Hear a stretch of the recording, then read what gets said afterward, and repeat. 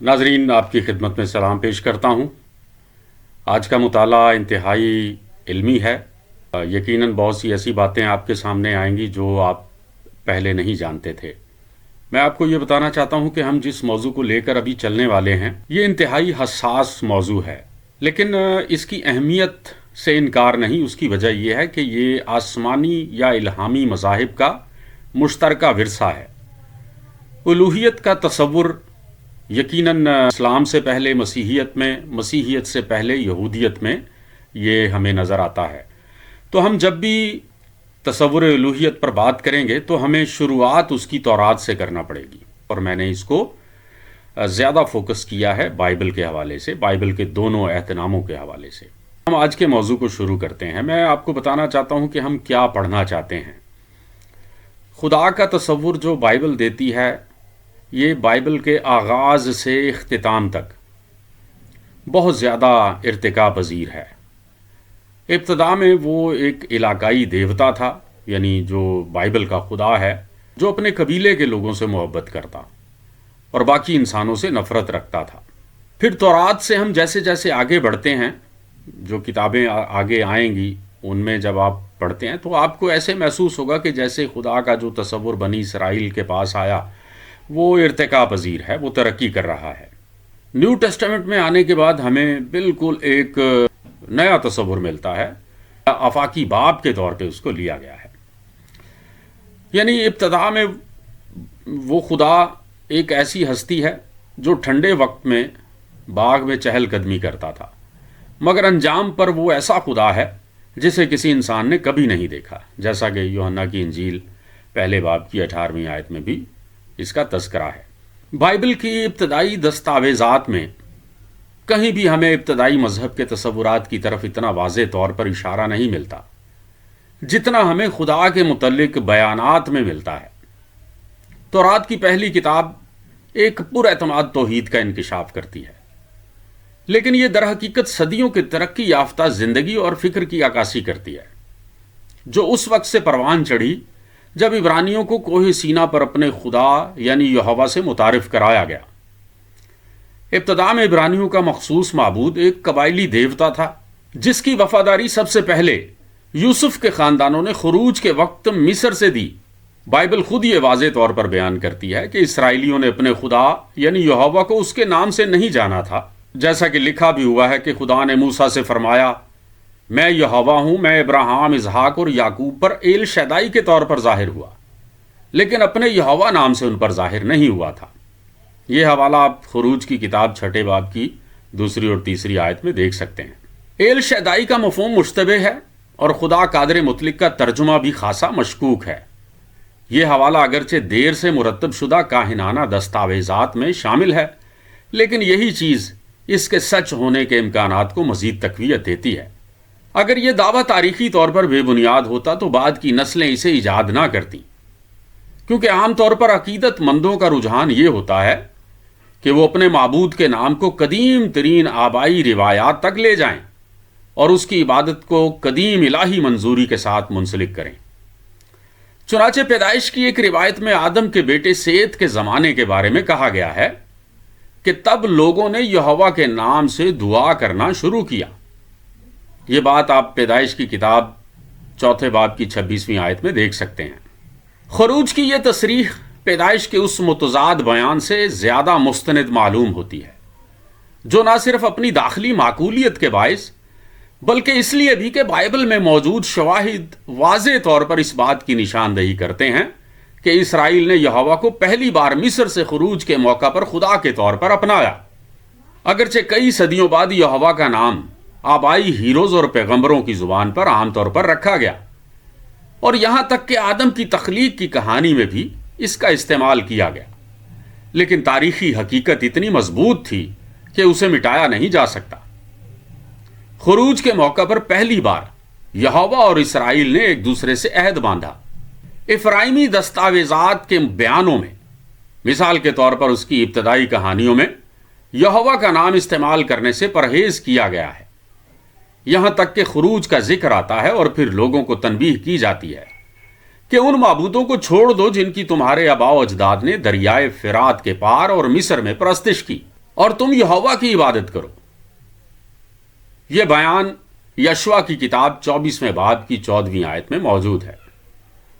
انبیاء کی تحریروں میں بھی عام طور پر یہوہ کی اسرائیل سے وابستگی کا آغاز خروج کے ساتھ جوڑا جاتا ہے، جیسا کہ ہوسیہ میں 2 بار یہوہ کے الفاظ نقل کیے گئے ہیں، اور وہ یوں ہیں: میں ہی یہوہ تیرا خدا ہوں جو تجھے مصر سے نکال لایا۔ یہ بیانات آپ ہوسیہ کی کتاب 12ویں باب کی 19ویں آیت اور 13ویں باب کی 4تھی آیت میں دیکھ سکتے ہیں۔ اسی طرح یرمیہ اور حزقیل بھی یہی تصور پیش کرتے ہیں۔ موجودہ شواہد کے مطابق موسیٰ نے یہوہ کو خدا کے پہاڑ پر دریافت کیا، جسے سینا اور حورب دونوں ناموں سے پکارا جاتا ہے۔ یہ بات آپ خروج کی کتاب 3 باب کی 1 آیت میں دیکھ سکتے ہیں۔ سینا اور حورب غالباً ایک ہی پہاڑ کے مختلف 2 نام ہیں۔ حورب شاید زیادہ قدیم نام معلوم ہوتا ہے۔ دیگر دیوتاؤں کی طرح ابتدا میں یہوہ بھی ایک پہاڑی دیوتا تھا۔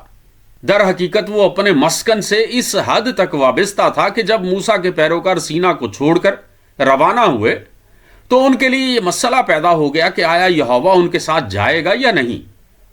یعنی اس قدر خدا جو یہوہ خدا ہے بائبل کا، تورات کا، وہ ہمیں اس قدر اپنی پہاڑی سے وابستہ معلوم ہوتا ہے کہ بنی اسرائیل اس بات پر پریشان ہو گئے کہ آیا ہمارا خدا ہمارے ساتھ جائے گا بھی یا نہیں جائے گا۔ قدیم ترین روایات کے مطابق انہوں نے یہ تصور نہیں کیا تھا کہ یہوہ بذات خود ان کے ساتھ جائے گا، کیونکہ وہ اپنے پہاڑ سے جڑا ہوا تھا۔ 3 بار یہ واضح طور پر کہا گیا ہے کہ ان کے ساتھ یہوہ نہیں بلکہ اس کا فرشتہ جائے گا۔ یہ بیان آپ خروج کی کتاب 23ویں باب کی 20ویں سے 23ویں آیت تک دیکھ سکتے ہیں، پھر 32ویں باب کی 34ویں آیت میں بھی دیکھ سکتے ہیں، اور اس کے بعد 33ویں باب کی 1 سے 3 آیت میں بھی دیکھ سکتے ہیں۔ صدیوں تک یہوہ کی اپنے بیابانی پہاڑ سے خاص نسبت اس کے پیروکاروں کے تخیل میں قائم رہی۔ جب دبورہ نے شمالی فلسطین میں فتح حاصل کی تو اس نے اب بھی یہوہ کو سینا سے بجلی اور گرج کے ساتھ اپنی قوم کی مدد کے لیے آتے ہوئے تصور کیا۔ یہ بیان آپ قضات کی کتاب 5ویں باب کی 4 تا 5ویں آیت میں دیکھ سکتے ہیں۔ جب ایلیاہ نبی اسرائیل کی بے دینی سے مایوس ہو کر اپنے معبود کی حضوری چاہتا تھا تو لکھا ہے کہ وہ حورب یعنی خدا کے پہاڑ کی طرف بھاگا۔ یہ واقعہ آپ سلاطین کی پہلی کتاب 19ویں باب کی 8ویں آیت میں دیکھ سکتے ہیں۔ یہاں تک کہ 7ویں صدی قبل مسیح میں بھی استثناء اور حبقوق میں یہ قدیم تصور باقی رہا کہ یہوہ سینا سے نمودار ہوتا ہے۔ یہ بات آپ استثناء کی کتاب 33ویں باب کی 2 آیت میں دیکھ سکتے ہیں، پھر حبقوق کی کتاب 3 باب کی 3 آیت میں دیکھ سکتے ہیں۔ بعد از جلا وطنی یعنی جلا وطنی کے زمانے کے بعد ایک زبور نویس نے بھی خدا اور سینا کو ایک ساتھ جوڑا۔ یہ بات آپ 68ویں زبور کی 7ویں اور 8ویں آیت میں دیکھ سکتے ہیں۔ جہاں تک ان واقعات کا تعلق ہے جنہوں نے اسرائیل کو پہلی بار خدا کے پہاڑ پر یہوہ سے روشناس کرایا، تو اس کے امکانات قوی ہیں۔ موسیٰ مصر سے فرار ہو کر بیابان میں چلا گیا اور وہاں کنانیوں کے ساتھ شامل ہو گیا، جو مدیانی خانہ بدوشوں کا ایک قبیلہ تھا۔ موسیٰ نے اسی قبیلے میں شادی کر لی۔ اس کا سسر اس قبیلے کا مذہبی پیشوا تھا، یعنی وہ مدیان کا کاہن تھا۔ یہ بات آپ خروج کی کتاب 3 باب کی 1 آیت میں دیکھ سکتے ہیں۔ موسیٰ اپنی بیوی کے قبیلے کے ساتھ جڑ کر کنانیوں کے دیوتا یہوہ کا پیروکار بن گیا۔ یہ بات بھی آپ خروج کی کتاب 18ویں باب کی 1 سے 12ویں آیت میں دیکھ سکتے ہیں۔ یہ پورا واقعہ وہاں بیان ہے، جہاں یترو یعنی یہوہ کا کاہن اپنے قبائلی دیوتا کی فتوحات پر فخر محسوس کرتا ہے، اور یہ واقعہ کنانی مفروضے کو حقیقت کے قریب تر ثابت کرتا ہے۔ عبرانی تاریخ کے طویل عرصے تک کنانی یہوہ کے پرجوش پیروکار رہے۔ انہوں نے اسرائیل کے قبائل کے ساتھ اتحاد کیا اور جنوبی کنعان میں نیم خانہ بدوشانہ زندگی گزارتے رہے۔ یہ بات بھی آپ قضات کی کتاب 1 باب کی 16ویں آیت میں دیکھ سکتے ہیں۔ حتیٰ کہ یرمیہ کے زمانے میں رہبائیوں کو، جو اپنی قدیم بدوی روایات کو برقرار رکھنے کے خواہاں تھے، یروشلم میں عبرانیوں کو شرمسار کرنے کے لیے ان کو استعمال کیا گیا۔ آپ یہ بات یرمیہ کی کتاب 35वें बाब में देख सकते हैं। ये कनानी मफरूज़ा अगरचे कुछ तफसीलात में तरमीम के काबिल हो सकता है, लेकिन इसकी बुनियादी सदाकत मुस्तहकम और काबिल एतमाद मालूम होती है। इस नज़रिए के मुताबिक कोहे सीना पर पेश आने वाला वाक़या ज़्यादा हकीकी और वाज़ेह हो जाता है। मूसा जो खुद यहोवा की इबादत में तब्दील हो चुका था, अपने साथी कबाइल को गुलामी से निकालकर खुदा के पहाड़ पर ले आया और वहां उन्हें यहोवा की इबादत में शामिल किया। यकीनन यहोवा कोई नया माबूद ना था, कम से कम कनानी उससे वाकिफ थे। यहूदाई दस्तावेजात, जिन्हें उलमा जे डॉक्यूमेंट्स कहते हैं, अपनी आखिरी शक्ल में ये मौक़िफ़ रखते हैं कि आबा व अजदाद उसे जानते थे और मुमकिन है कि वो यहूदा के कबीले का माबूद भी रहा हो। ये बात आप खरूज की किताब 3 बाब की 16वीं से 18वीं आयात पढ़ने के बाद कबूल करने के लिए आमादा हो जाएंगे। हत्ता कि उसका एक कदीम और वसी तर पस मंज़र भी हो सकता है। लॉर्ड्स लिखता है, हम मसीही माक़बल मूसा के दौर के मैखी कतबों में बहुत से ऐसे ज़ाती नाम पाते हैं जो यामी या यावे और हत्ता के यहोवा के मुरक्किबात होते हैं। इसके लिए आप लॉर्ड्स की किताब Israel from its beginning to the middle of 8th century का मुताला आप कर सकते हैं। चुनाचे बाज लोग ये नज़रिया रखते हैं कि वो माबूद जिसे मूसा ने मिस्र से निकलने वाले कबाइल से मुतारिफ करवाया, अगरचे बतौर उनके कबीले के माबूद के नया था, मगर उनकी रिवायात में वो अजनबी नहीं था। ताहम इससे उस बुनियादी हकीकत पर कोई असर नहीं पड़ता जिससे बनी इसराइल के मजहब की आइंदा तरक्की का आगाज होता है, कि इब्रानियों के मखसूस मजहबी अकायद का आगाज उनके और एक ऐसे माबूद के दरमियान एक नए अहद से हुआ जो उनके लिए नया था। मजीद बरां यह ताल्लुक महज किसी मखसूस जगह से वाबस्तगी का नतीजा ना था, जैसा कि किसी आबाद कौम के लिए फितरी होता है कि वो अपने इलाके के माबूद की इबादत करे, बल्कि ये एक ऐसा अहद था जो हिजरत करने वाले कबाइल ने खुद इख्तियार किया। यहोवा को एक ऐसा माबूद समझा गया जिसने मेहरबानी करते हुए एक नई कौम को चुना और उस कौम को एक नए माबूद को जानबूझकर कबूल करने वाला गर्दाना गया। चुनाचे मूसा के तख्लीकी असर और रसूख से शुरू होने वाली इस नई इब्तदा पर जोर देना माजी के पस मंजर को फरामोश करने के मुतरादिफ नहीं। सामी अकवाम के यहाँ मूसा से पहले भी मजहब की एक गहरी तारीख मौजूद थी और मूसा और उसकी कौम एक तवील और बामानी रिवायत के वारिस थे। मिसाल के तौर पर हज़रत इब्राहिम की शख्सी मौजूदगी पर जो शुबा एक वक्त में आम था, अब बतदरीज बाइबल के उन बयानात पर बढ़ता हुआ एतमाद हासिल कर रहा है जो उनके कुलदानियों के ऊर से हिजरत करने के बारे में है। बस अगरचे यहोवा नाम के एतबार से नया हो सकता था, लेकिन अपने मफहूम में कदीम भी हो सकता है, और मूसा के तख्लीकी ईमान में उसके आबाओ अजदाद की तवील अरसे से चली आने वाली मजहबी रिवायात और तसव्वुरात का असर भी यकीनी तौर पर शामिल था। इस पहलू से बाइबल के वो बयानात जो वक्त के एतबार से कदीम मालूम होते हैं कुछ हद तक हकीकत पर मबनी हो सकते हैं, जिनमें यहोवा यूं फरमाता है कि मैं तेरे बाप का खुदा, इब्राहिम का खुदा, इसहाक का खुदा और याकूब का खुदा हूं। सीना की पहाड़ी के देवता यहोवा की चंद नुमाया खसूसियात बासानी बाइबल के बयानिए में जाहिर होती हैं।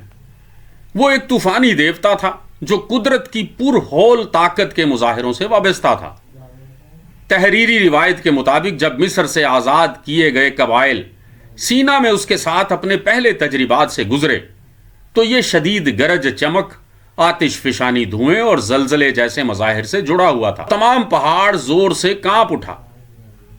यह वाक़या आप खरूज की किताब 19वें बाब की 18वीं आयत में देख सकते हैं, 20वें बाब की 18वीं आयत में देख सकते हैं। यह मंजर किसी आतिश फिशा का पता देता है और मुमकिन है कि सीना एक आतिश फिशानी पहाड़ रहा हो या फिर सीना के अजीम उल जुस्सा गिरिनाइट पहाड़ों पर आज भी पाए जाने वाले शदीद तूफानों को मुबालगे के साथ बयान किया गया हो।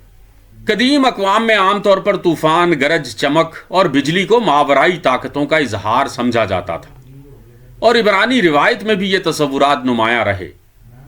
जो यहोवा से झगड़ा करेगा वो टुकड़े टुकड़े कर दिया जाएगा और वो आसमान से गरजेगा। ये ऐसी बातें बाइबल में लिखी हुई हैं। یہ آپ حوالہ دیکھ لیں، سلاطین کی پہلی کتاب دوسرے باب کی 10ویں آیت میں موجود ہے۔ یہی تصور دیر تک فلسطین میں آباد بنی اسرائیل کے ہاں موجود رہا۔ بعض جنگوں میں یہوہ کی مداخلت کو اسی طرح بیان کیا گیا کہ وہ اپنی گرج سے دشمنوں کو پریشان کر دیتا تھا۔ مثال کے طور پہ یہ حوالہ آپ دیکھیں، اور یہوہ نے اس دن فلسطینیوں پر بڑی گرج کے ساتھ ان کو شکست دی۔ یہ بیان سیموئیل کی پہلی کتاب 7ویں باب کی 10ویں آیت میں موجود ہے۔ جب یہوہ سینا سے دبورا کی مدد کے لیے آیا تو اسے طوفان پر سوار دکھایا گیا ہے۔ یہ بیان آپ قضات کی کتاب 5ویں باب کی 4تھی آیت میں دیکھ سکتے ہیں۔ حتیٰ کہ زبور میں بھی یہوہ کی مدد کو آسمان سے بجلی کی گرج اور پتھروں کی بارش کے ذریعے ظاہر کیا گیا ہے۔ زبور 18 آیات 13 تا 14 میں یہ بات موجود ہے۔ اس سے بھی زیادہ اہم یہ ہے کہ وہ ایک جنگجو دیوتا تھا جو اپنی قوم کے لیے جنگ کرتا اور انہیں فتح دلاتا تھا۔ موسیٰ کے گیت میں یہوہ کے متعلق لکھا ہے، یہوہ ایک جنگجو ہے، یہوہ اس کا نام ہے۔ خروج 15ویں باب کی 3 آیت۔ یشوع کی فتح کے متعلق بیان کیا گیا ہے کہ یہوہ نے اسرائیل کے لیے جنگ لڑی۔ یشوع کی کتاب 10ویں باب کی 13ویں تا 14ویں آیات دیکھ سکتے ہیں آپ۔ جب داؤد نے جولیت کو للکارا تو کہا، میں تیرے پاس اسرائیل کے لشکروں کے خدا یہوہ کے نام سے آتا ہوں۔ یہ واقعہ آپ سیموئیل کی پہلی کتاب 17ویں باب کی 45ویں آیت میں دیکھ سکتے ہیں۔ یہی تصور زبور میں بھی ظاہر ہوتا ہے، جہاں لکھا ہے، وہ میرے ہاتھوں کو جنگ سکھاتا ہے تاکہ میرے بازو پیتل کی کمان کو جھکا سکیں۔ زبور 18 آیت 34۔ یہوہ کی جنگوں کا ایک علیحدہ مجموعہ بھی تھا جس کا حوالہ دیا گیا ہے، اور اسے یہوہ کی جنگوں کی کتاب کہا گیا ہے۔ یہ بات آپ پڑھ سکتے ہیں گنتی کی کتاب 21ویں باب کی 14ویں آیت میں۔ یہوہ ایک قبائلی دیوتا بھی تھا جو اپنی قوم اسرائیل سے محبت کرتا تھا اور ان کے ساتھ ایک خاص عہد میں بندھا ہوا تھا۔ اس محبت کا یہ مطلب نہیں تھا کہ وہ دیگر اقوام پر مہربان تھا، بلکہ اس کے برعکس وہ اسرائیل کے دشمنوں کے خلاف شدید عداوت رکھتا تھا۔ اس نے وعدہ کیا کہ میں تیرے دشمنوں کا دشمن اور تیرے مخالفوں کا مخالف ہوں گا۔ یہ بات آپ خروج کی کتاب 23ویں باب کی 22ویں آیت میں پڑھ سکتے ہیں۔ اس کی دشمنی کا مظاہرہ کنانی اقوام کے خلاف کیا گیا، جیسا کہ یشوع کی کتاب میں لکھا ہے، یہوہ نے ان کے دلوں کو سخت کر دیا تاکہ وہ اسرائیل سے لڑنے آئیں، تاکہ وہ بالکل تباہ کر دیے جائیں اور ان پر رحم نہ کیا جائے۔ یہ بات آپ یشوع کی کتاب 11ویں باب کی 20ویں آیت میں دیکھ سکتے ہیں۔ یہ شدت پسندی اسرائیل کے جنگی قیدیوں کو قربانی کے طور پر پیش کرنے کی قدیم رسم سے بھی جڑی ہوئی تھی۔ مثلا سیموئیل نے عمالیکی بادشاہ آگاگ کو یہوہ کے حضور ٹکڑے ٹکڑے کر دیا۔ یہ بات آپ سیموئیل کی پہلی کتاب 15ویں باب کی 33ویں آیت میں دیکھ سکتے ہیں۔ ابتدا میں یہوہ کو انسانی صفات کے ساتھ پیش کیا گیا تھا۔ اسے ہاتھ، پاؤں، آنکھیں، کان اور چہرہ دیا گیا ہے۔ وہ باغ عدن میں چلتا تھا، ابراہیم کے ساتھ کھانا کھاتا تھا اور یعقوب کے ساتھ کشتی کرتا تھا۔ یہ باتیں آپ پیدائش کی کتاب 18ویں باب کی پہلی اور تیسری آیت میں پڑھ سکتے ہیں، 32ویں باب کی 24ویں سے 30ویں آیات تک پڑھ سکتے ہیں۔ قربانی کا نظام بھی اسی تصور پر مبنی تھا کہ دیوتا کو کھانے کی ضرورت ہے۔ لاویوں کی کتاب میں لکھا ہے کہ یہ آتشین قربانی کی خوراک ہے جو یہوہ کے لیے خوشبودار ہے، تمام چربی یہوہ کی ہے۔ یہ بیان آپ پڑھ سکتے ہیں ابہار کی کتاب 3 باب کی 16ویں آیت میں۔ بعد میں ان تمام انسانی تصورات کو زیادہ روحانی رنگ دینے کی کوشش کی گئی اور انبیاء نے قربانیوں کے خلاف احتجاج کیا، جیسا کہ یہ بیان ہے، کیا میں بیلوں کا گوشت کھاؤں گا یا بکروں کا خون پیوں گا؟ زبور 50 آیت 13 میں یہ بات آپ پڑھ سکتے ہیں۔ یہی وجہ تھی کہ یہوہ کو خوشبودار قربانیوں سے منسوب کیا گیا، جیسا کہ طوفان نوح کے بعد بیان کیا گیا ہے کہ یہوہ نے خوشبو سونگھی۔ یہ بات آپ پڑھ سکتے ہیں پیدائش کی کتاب 8ویں باب کی 21ویں آیت میں۔ ابتدائی دور میں یہوہ کی شبیہ بنائی جاتی تھی، لیکن بعد میں اس پر سختی سے پابندی عائد کر دی گئی۔ تاہم قدیم اسرائیلی دیہات میں تصویری اور مورتوں والی عبادت کے آثار ملتے ہیں، جیسا کہ جدعون اور میکا کے واقعات میں ہمیں نظر آتا ہے، اور آپ ان کے بارے میں پڑھ سکتے ہیں۔ قضات کی کتاب 8ویں باب کی 24ویں آیت سے 27ویں آیت تک، پھر 17ویں باب کی تیسری سے چوتھی آیت تک۔ یہ تمام عناصر ظاہر کرتے ہیں کہ یہوہ کے تصور کی ابتدا ایک طوفانی، جنگجو، قبائلی اور انسانی صفات رکھنے والے دیوتا کے طور پر ہوئی، اور بعد میں اس میں توحیدی، غیر مرئی اور عالمگیر حیثیت کو ترقی دے دی گئی۔